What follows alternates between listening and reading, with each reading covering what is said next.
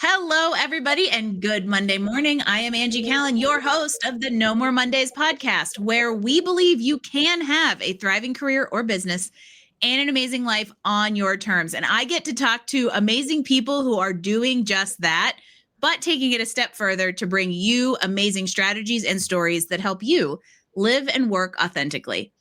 I am very excited about today's guest because we crossed paths during our ICF training journey. And since then, I have been able to watch him take his work, his voice, and his impact to a whole new level. And we're going to talk about it today. Quinn Harwood is the founder of GrowthTime. He's a leadership and performance coach and the author of a brand new coaching fable, also called GrowthTime. It's a guide to unlocking your purpose and leading with bold confidence to create meaningful impact. No wonder he and I got along immediately, right? Today, we are taking that conversation beyond just the leadership and high performance applicability of it, but talking about what happens when we finally start breaking our belief barriers and changing the stories that we tell ourselves to stop holding us back. Are you living and telling your most powerful story? We're about to find out. Quinn Harwood, welcome to No More Mondays. Oh, Angie, it's great to be on. I've enjoyed our journey years ago, a year and a half ago, going through that program at ICF. And I love your passion. I love what you're doing. I think it's great, the Sunday Scaries. And I think it's ironic because I write a column called Monday Movers Mindset. So while you accomplish Sundays, I'm there on Monday Movers Mindset. And I'm excited to be with you today and chat it up. You know what's funny? I get that email every Monday morning, and I'm like, this is just the perfect follow-up to the Sunday Scaries. And so again, why this conversation is probably a little overdue, but as timely as it's supposed to be, because teaser, we were going to do this maybe last summer, but I'm actually excited that we now get to do this and get to talk a little bit about the book. But I think it would be awesome to give everybody a little bit of context. So before we get to GrowthTime, both the framework and the book, I want to learn a little bit more about you and your backstory and kind of what brought you into this kind of transformational work, because typically we've gone through something like this ourselves that gives us the hindsight. So talk to me a little bit more about your experience, feeling stuck and realizing it was time for a shift. Yeah, Angie, it's interesting. How do you get better at something? How do you become an expert? The reality is there's a lot of knowledge, but it's always the school of hard knocks. And so often when we get through that hard school of knocks and realize that life is a contact sport, we can exhibit some growth. We can get past our own mindset, our own stories, and really get moved into a future or mission that fulfills us, that empowers us. So really my journey, like my personal growth journey, because at the heart of GrowthTime, it is about personal and professional development. It really was a catalyst in my early 20s. And so I was playing professional basketball. At the time, I graduated Division I basketball player, playing professional basketball. And I had a contract with the Clippers. And I was so excited. I wasn't like this high profile athlete, but yet I was that person who was determined to make it to the top. Well, the cool thing is when I got there, things crashed. And so it was at the time I had signed a contract with the Clippers. I go to camp, and 4 days into practice, I blow up my ankle. And all of a sudden it's just like, wow, you're so close to your dream. And bam, it just, tubes and crashes. And so at the time I was still trying to figure out me. I'm in my early 20s. And I'm trying to figure out my story, how I want to approach life. I'm really focused on me, though, is really the central point. What was going to be good for me? How was I going to achieve success? How was I going to make $5 million? How was I going to get the fame and the glory? How was I going to make a name for myself on this earth, so to speak? And it's interesting because we start off with a lot of ambition. And then really what happened through a couple-year journey, I went through one injury after another. So I broke through the story of belief barriers that can't come back, can't overcome this. Tore up some ankles, tore up some knees, and just had that continual journey, that continual story. But in that, Angie, it was like, okay, how do I shift the way I believe and how do I shift my mindset in order to accomplish something more? And sometimes it's just how to live healthy and whole and not necessarily achieve this great end result. And so I would say there was a transformational period in my early 20s, and I would completely share that faith was a big part of that journey. And so in my journey, my relationship with God and religion was disconnected, very much so. Didn't grow up with a strong space, but in my 20s became real, and that became transformational. I would say that would be a catalyst to personal growth that really began to transform my life. But really, the story from there, Angie, is after sports and athletics, I got involved in the corporate world. I worked for a group called 24-Hour Fitness. And after I kind of figured out and grew through my personal growth journey and continue that pathway, I fell in love with business and I fell in love with sales. Got into the sales world, became a top sales leader at 24-Hour Fitness, and got into then building leadership and leadership teams and became a multi-unit level manager and ran markets and territories. But really where I got into coaching, and this is more the transformational part, was COVID. So COVID 2020 was just this catastrophic crisis in my life. So I went through not just the aura of COVID, but I went through my career, like almost 20 years now in this leadership performing job. And like the company went BK and they limited my role. And I'm sitting there like in the COVID, like, wow, I got this phone call and we're like, hey, after 20 years, everything you've done is done and it's over. At the same time, I was going through a very personal crisis, like going through a family crisis. The breakup of a family, which that was extremely brutal on me and what it meant. And so in that journey, I worked with a coach. And I worked with a coach, Angie, and I got this notion of what that would look like. And we began to explore mission. We began to explore values. We began to explore what was possible and what was next. And amazingly enough, that's where life coaching came to me. And it took advantage of all these life experiences of personal growth I had to overcome obstacles and barriers, took all the experience of leadership to build high performance teams, and boom, I started off on it. I just hit the ground running. And that was in summer of 2020. And that's where kind of GrowthTime was born. So it was born out of pain. It was born out of taking a risk and working with a coach. And I got to say, it's definitely took the space of occupying my time and faith with God that kind of directed this path. And I got into it, Angie. Now that's a long answer, but hopefully that gave some good backdrop. Oh, we're going to dig into many aspects of that. One, happy 5-year anniversary, because statistically speaking, you're way defying those odds. But what I think is so interesting is the professional athlete story, foundational component of this is really interesting to me because I think it is such an acute example of a very defined, assumed career path that does take a ton of discipline, a ton of determination until all of a sudden it's stripped away from you. And you don't have control kind of over that, and having to hard pivot, but still with that same drive and determination until we get to a point in society and in our existence as a world where the factors that we can't control again start making us think, right? The pandemic and the existential crisis of, whoa, this world is changing at a big historic level. Do I want to keep doing the same thing? Do I want to keep on the same path? And I was a few years into business in the career coaching space at that point. I saw this story a lot, Q, that where it was like, holy crap, the world is going to end. I better do something more meaningful and more, more intentional with it. And the point I want to make to kind of bring us there is that the journey got you to that point. And I find that coaching is something that if we're really called and meant to do, we arrive at, and all of a sudden it's the click because we have that journey behind us to inform how we coach through people through something similar. And it sounds like you kind of had that same experience. Yeah, absolutely. It's the age of information and there's lots of it, right? I mean, how many people scroll 15 hours a day? Too much, right? That's a Sunday scary right there. You're getting blown up with all this information. But in all that noise and all that confusion, clearing through it is the hard part we do as people. And it's the hard part we do as coaches. I mean, some of the most unexplored territory and uncharted space in this world is people, is us. And so we are the best and most complex, interesting, messy problems to solve. We're the scary Sundays. But in that, how you navigate that and how you get through that journey is so pivotal. And I find that it's quite common. Most of what I do as a coach is try to connect with that next generation. And that's really what GrowthTime, the book, the message, the resource is about, is helping that next generation, that Gen Z millennial young business professional, get through that noise, get through that confusion and say, hey, here are the core lessons you're going to need to grow through in order to live your best life in leadership. And so it's been a journey for me through that and my personal and those hard knocks life hits and how to overcome. In the age of information, you want to take that and streamline it.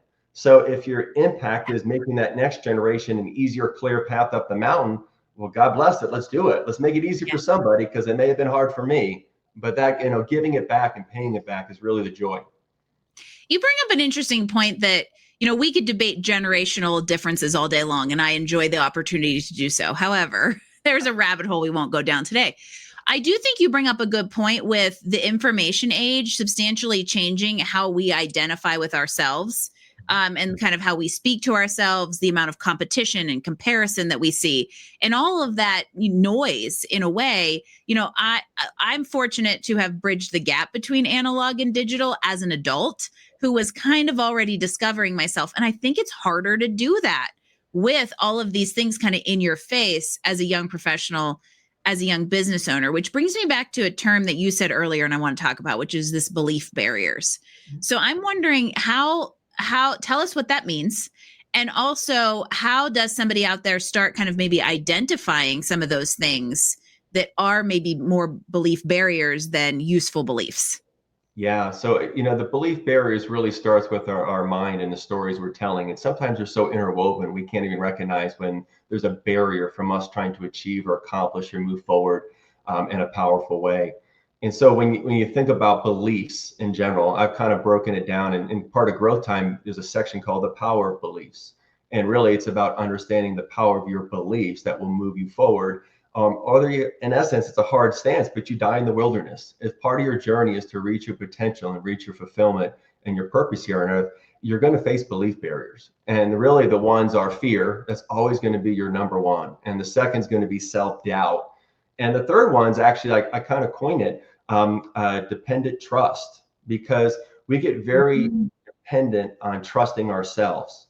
And that becomes an oxymoron, because we're so taught to be intended, be accomplished. And I grew up in a culture and a fatherhood where it's like, you figure it out on your own, boy. Like, you get her done and you figure it out. And there's some strength to being independent, but when you're fully just independent and dependent upon yourself, you don't accomplish as much. So you learn that in team sports, and you can learn that in life. But I see those belief barriers, the threads of those existing in, the thousands of coaching sessions I've done.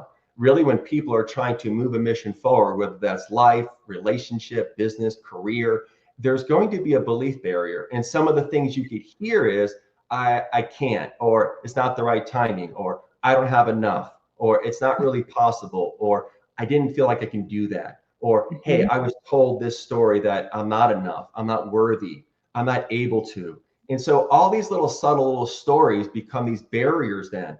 And then when you can peel them back, ultimately you find, like, wow, what's behind that?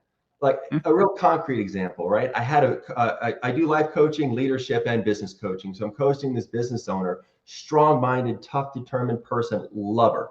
But in that, she had to make some really bold decisions in her business.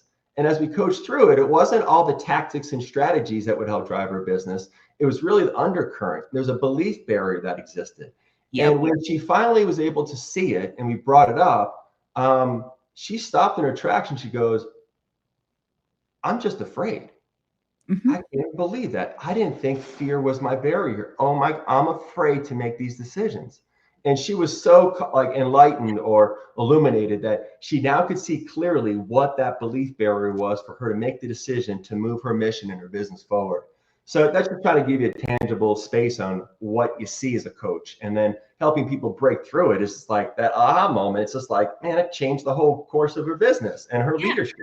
So that stuff's powerful, Angie. I get excited. I get fired up about that stuff. Well, that's why we do what we do. Awareness alone is a very, very powerful thing. How often have we heard that, even in not to go there, but like the AA world, right? First thing to, fixing a problem is admitting you have one. And I think in these situations, we lack awareness to the fact that we have carried belief systems, whether they are imposed upon us at a young age, or whether we develop them through our own experiences and the stories those create. We take belief systems through our entire lives.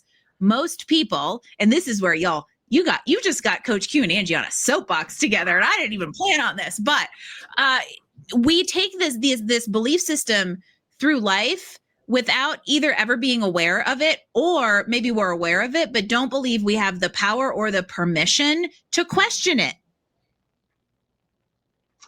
Absolutely. like the number one thing we learn is awareness and personal growth. Anything is the awareness of it. And to do that, we have to be real with ourselves. We can't lie to ourselves. We can't be willing to discount there might be some change involved with what we're going to come to, the conclusion we're going to come to. We can't be afraid of the growth. We can't be afraid of growth in that space. But it is an interesting paradigm, like how you move past those barriers. But the other side is filled with purpose. The other side's filled with the joy. It's filled with confidence. And that's what people want. They want that joy. They want the confidence. They want the empowerment. And it's some of those missing links that just can't be found by sipping martinis on the beach, right? It's not all in that. That's fun, but it's not all in that. I mean, there's nothing wrong with that every once in a while, but that's very, very true. I don't know why, for some reason, this, you said something a minute ago that made me think about if you want to go fast, you go alone. And if you want to go far, you go together, which maybe is our commercial to get a coach. But ultimately, it's this idea of allowing yourself inner exploration, because I think we're also very good at maybe knowing there's more, but finding every excuse, belief barrier on the planet to stay small.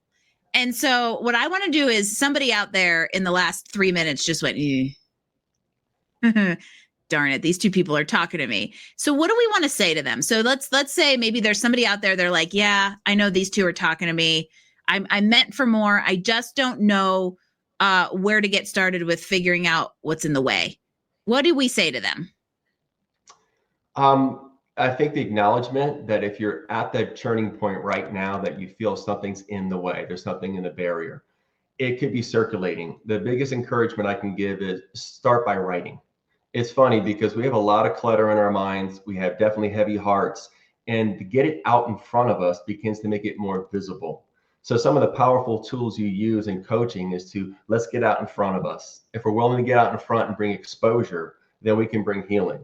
If we're willing to get out in front and bring exposure, we can bring power. If we're willing to get out of the dark and into light, we can move forward to a meaningful, future.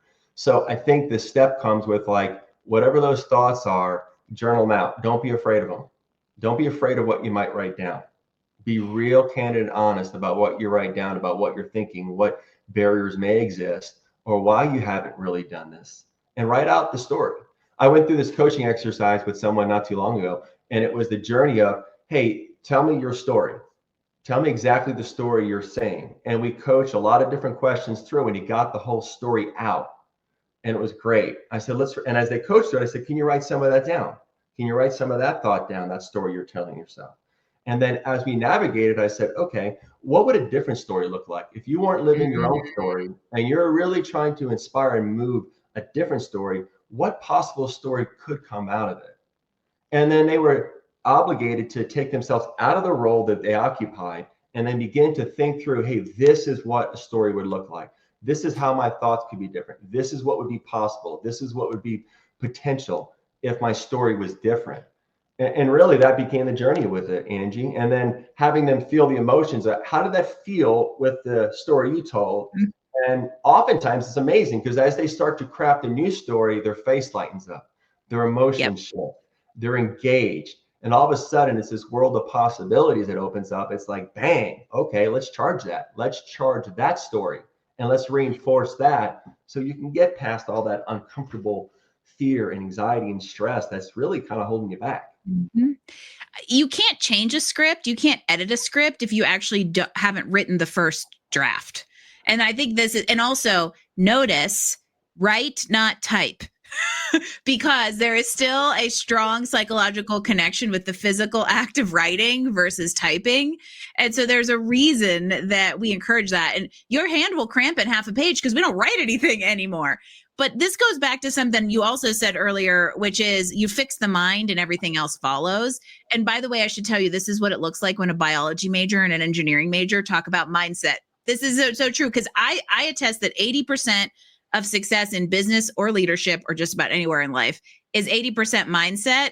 And then action is the antidote to the other 20% that kind of holds us back. And sometimes a very simple first action, like I'm going to write down the story I currently have so that I can assess whether or not I like it and choose where I want to change it. That's a very powerful action that you all out there can do right now.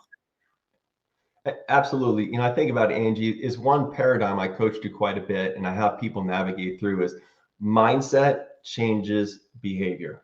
Mm-hmm.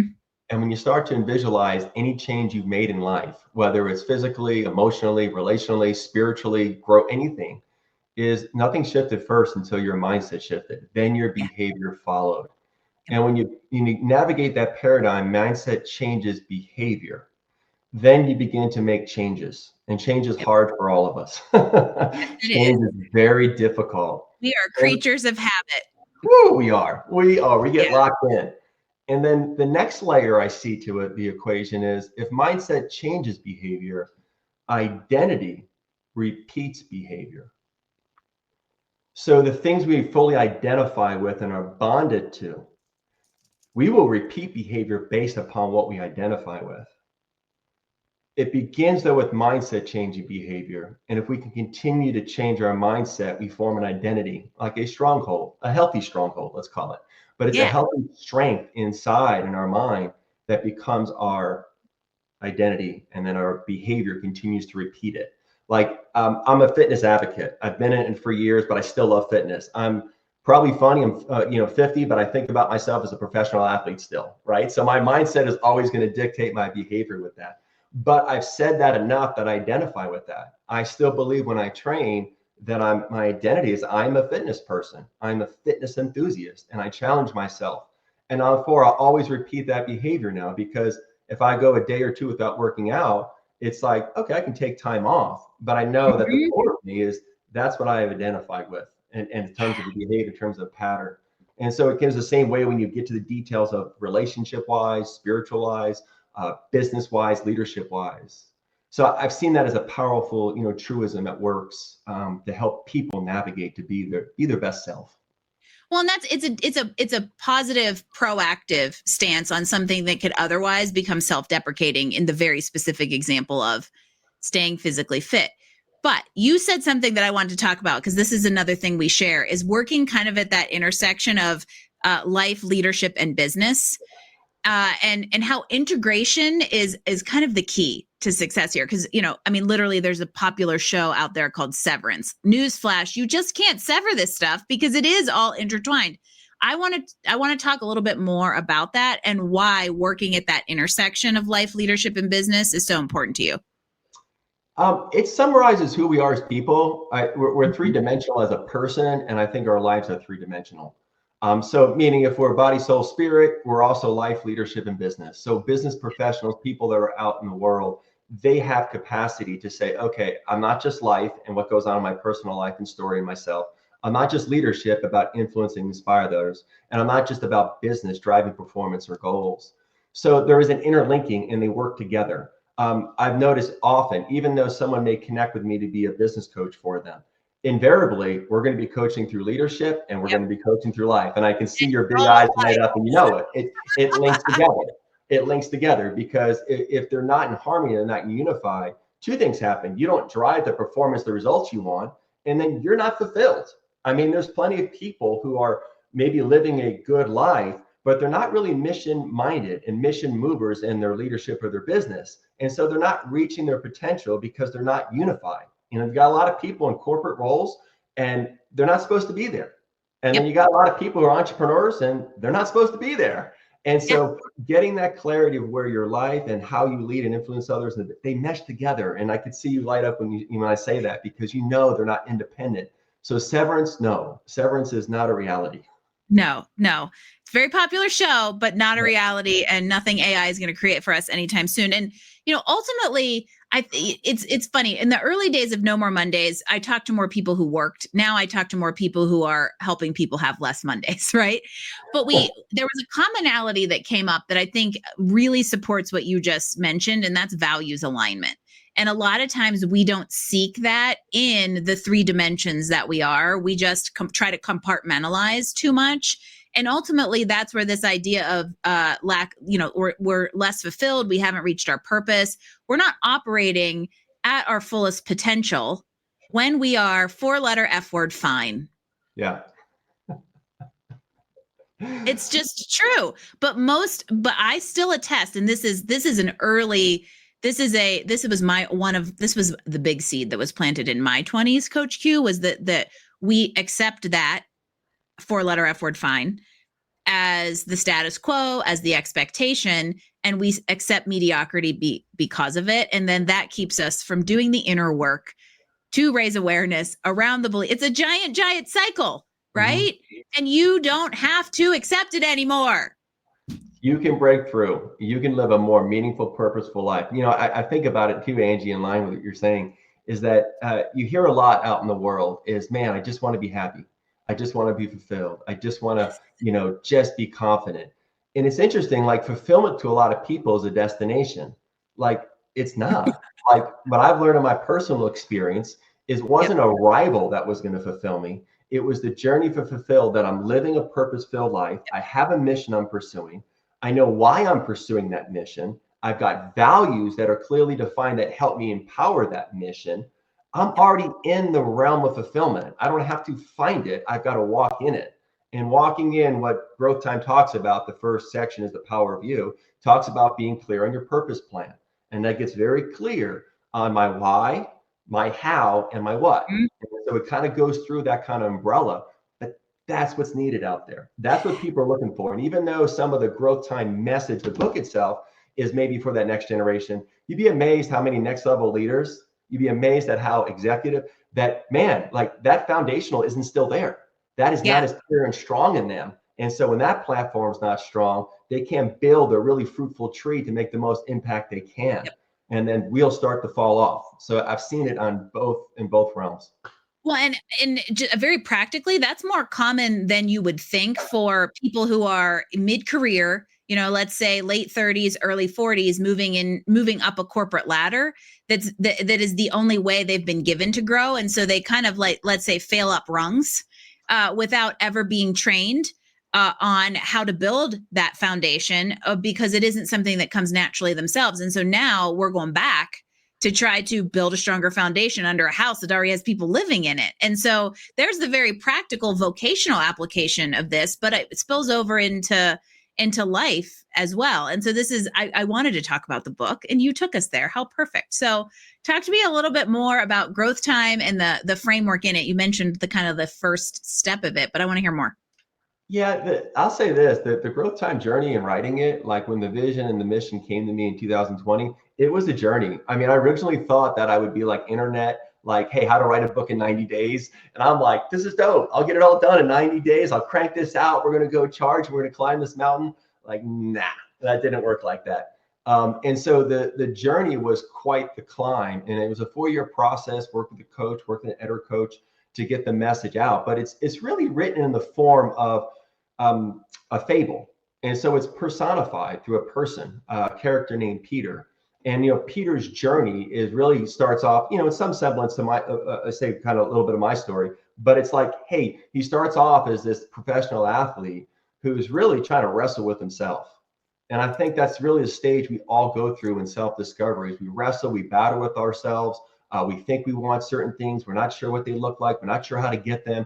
And so what really is disturbed in that arena, and this is my personal experience too, is your confidence, your self-esteem, your self-worth, your value.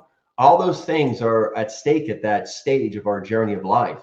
And when they're dealt with or worked through or grown through, you start to embrace the power of you. And that's really kind of like, you know, say stop one on your climb up the mountain of GrowthTime, the personal growth. And from there, it kind of navigates the reader through 3 kind of say fundamental growth zones, you know, the power of you, the power of beliefs. And the one I love, Angie, when it comes to life is the power of personal liberty. Oh, okay. I want to hear more about that. It was a transformational season in my life in my late 20s and early 30s in understanding personal liberty and personal freedom. And there's a terminology I use in there that's inherent to everybody. We get this because unfortunately we all walk through COVID about the virus, but there is a hypocrite monster that lives within all of us inherently. And the things we want to do, we don't do, and things we should do, we don't do. And we have these contradictions within that can shortchange our personal freedom.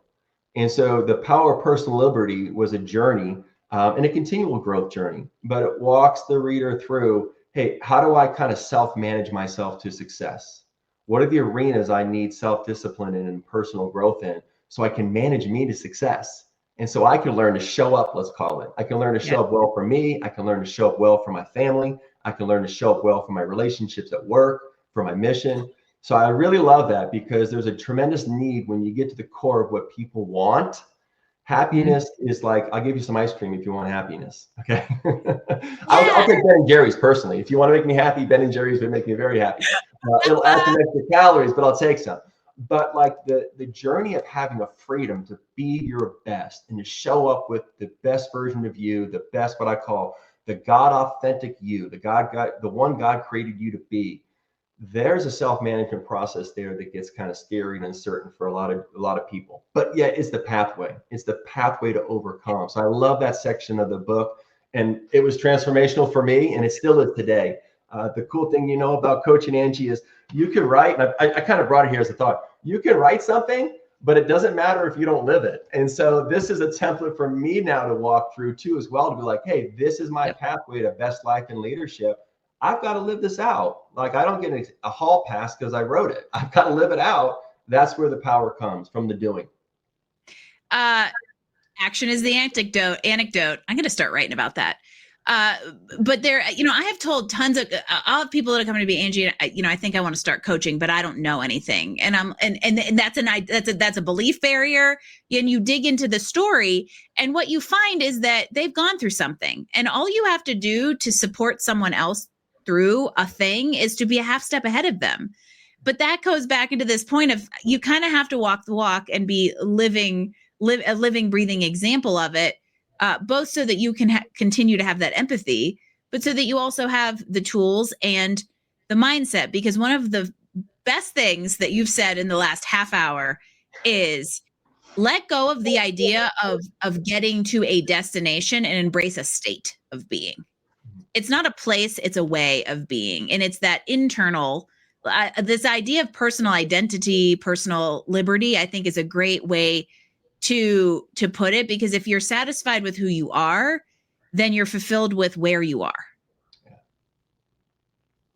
And it's an interesting one too, Angie. Sometimes we think, if I let go, nothing's going to happen.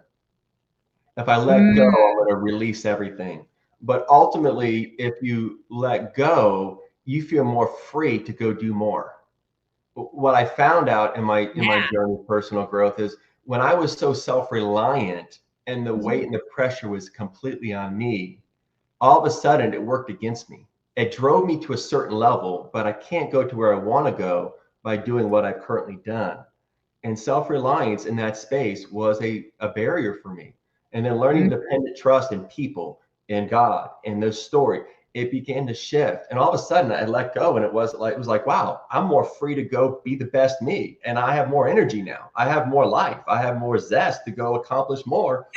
I don't feel like I have to be in control of everything.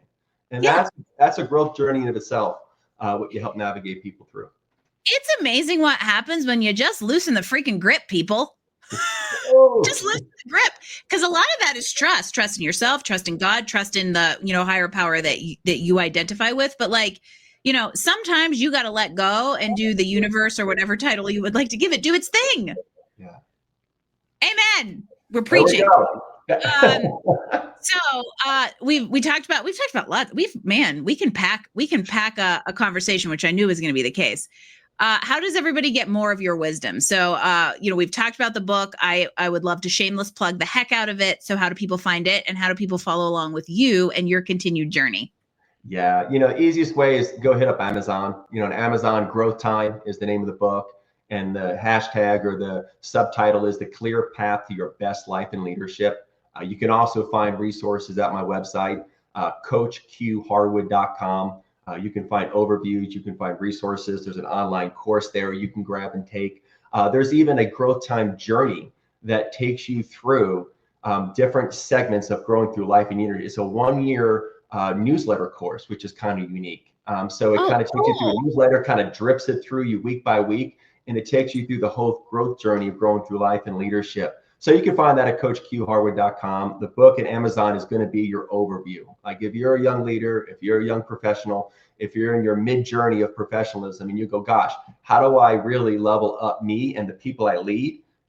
Growth Time's for you. Like, GrowthTime will help you as a person clear through the noise, I've had some cool stories of people going out and buying it for all their team they work for. Like they own businesses, Yeah. they bought it for everybody, and they grow together. And they get in this concept of growth time together. It's kind of funny, but that's why the clock's on the wall. It's a reminder that no matter what time or season you're in, it is always growth time, baby. It's always And so growth time. that's I it. love That's why the clock stays there. It's like a reminder that, hey, it's okay, it's safe, and we are into growth time. So that's how you could access that, through the website. Obviously, you can find me on Instagram or Facebook. They're all available. And then LinkedIn, of course, you can look up my profile, Quinn Harwood. So it's all there. Hope to make an impact to the next generation for sure. We are everywhere and everywhere. So follow us everywhere and everywhere, because the big thing is the reason that Coach Q and I do the work that we do is so that you don't have to do this alone. I think in some way it might be, if I can ease the road of hard knocks 1% from what I experienced, then I want to do that. And the reason I bring these stories to all of you is, one, because of the power of stories, but two, because I want you to know there are resources out there. So reach out to us. Because if you have been feeling stuck or unsure, or you're waiting for that perfect moment to get it all together, maybe what you really need to do is just take a little action, write the current story so that you can rewrite what you're telling yourself, bring awareness to those belief barriers, because you don't have to wait to be ready. You just have to wait. You just have to be willing. And that is kind of what Coach Q and I are here to enable. So we want to challenge you to kind of take a small step, take a tiny action, put pen to paper, and then maybe make a bold move after that, because mindset and a little looser grip will change your entire world. And so as we wrap things up, let's give everybody one more piece of Coach Q wisdom on what's your number one suggestion for people who want to embrace this idea of like personal liberty, personal freedom, taking agency. Where do we begin? Where do you start? Knowledge is key. And so there's a lot of noise out there. I'd highly encourage you. I mean, it's a plug with it, but the framework of it, grab the book. It's going to be a good starting point. There's a message and resources in there to help you navigate through your personal liberty and the growth through that. But it's going to start with knowledge, and it's going to help you get a clear path on these are the areas I really need my personal growth. It'll be reflective. It'll be powerful. But that's where I would start. Yeah. Get to know yourself is a great suggestion. Build inner knowing. I love it. I'm going to ask all of you out there, what's a belief you've been carrying with you that is maybe time to ditch it? It's time to let it go. A story that you're ready to rewrite. I would love to hear it. I'm sure Coach Q wants to hear it. So reach out to us on LinkedIn, tag us in a post.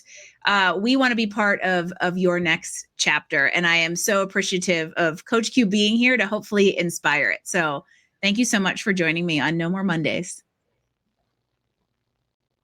This has been awesome. Once again, I am Angie Callen, and this is the No More Mondays podcast. One more huge thanks to Coach Q for bringing his wisdom, his fire, and his faith to today's conversation. If you are feeling ready for a new season of growth, whether it's on purpose or just because you know it's time, we just gave you a permission slip. I'll see you next week for another episode of No More Mondays podcast.